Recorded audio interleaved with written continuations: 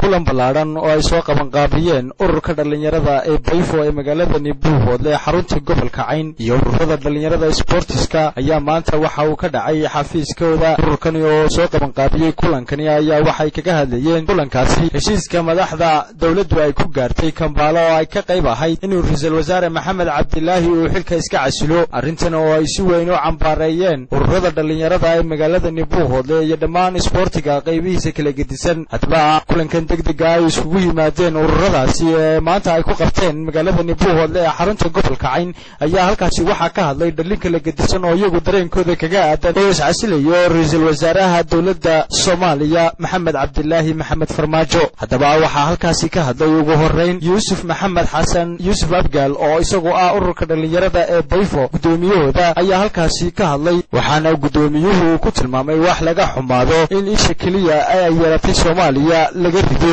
Soomaaliyeed oo maanta wax weyn wax ka qabatay dawladda tayo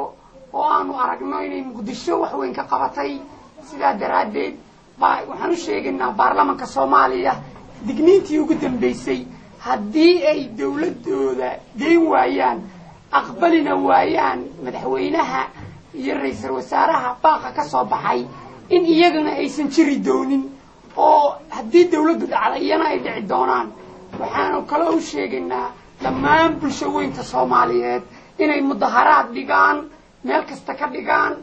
ku muujiyaan codkooda iyagoo ka hadlaya mishinkooda iyo fishinkooda cad oo hadaladana soo gaaraya waxay yihiin inuu iscasilayo haddii uu iscasilo ra'iisul wasaare Maxamed Cabdilaahi Maxamed Farmaajo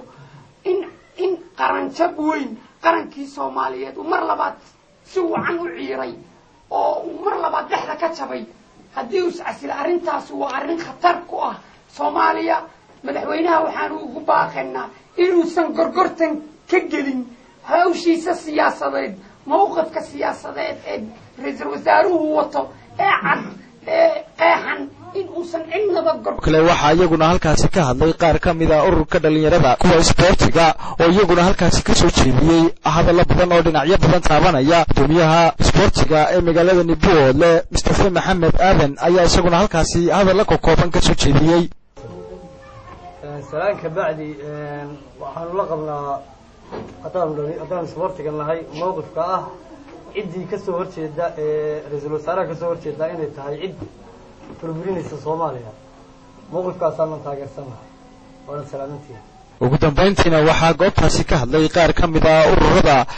sportiga iyo kuwa dhalinyarada iyo bulshada gobolka Cayn iyagoo halkaasi ay ku soo jeediyeen hadallo badan oo taageerayaan dawladda ku meel gaadhka Soomaaliya fariina ay ugu dirayaan dhammaan beesha caalamka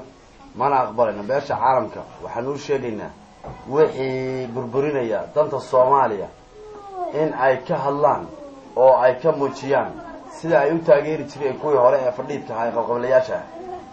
taas aan ku codsanaynaa waxaanu kala halkan ka sheegaynaa inuusan Sheekh Shariif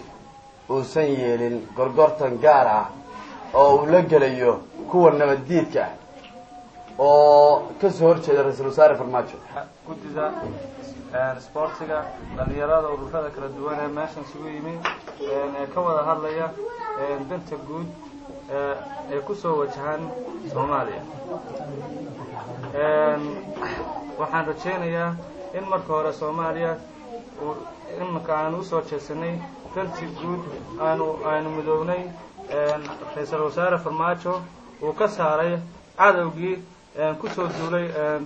dhulkeena ee kaga soo duulay dalalka shisheeye ee alqaacidada ah waxaa mahad gaar mudan ra'iisul wasaare Farmaajo oo qabtay dhammaan degmooyinka Muqdisho isla markaana ka yeelimayno inuu iscasilo waxaan si kastaba ha ahaatee maaha markii ugu horeysay ee magaalada Buuhood xarunta gobolka Cayn taageero lagu taageerayo dawladda ku meel gaadhka Soomaaliya iyo waxqabadka ay muujisay oo ka dhacday magaalada Buuhood Xamse Xasan Geele telefishinka caalamiga Darwish TV Buuhood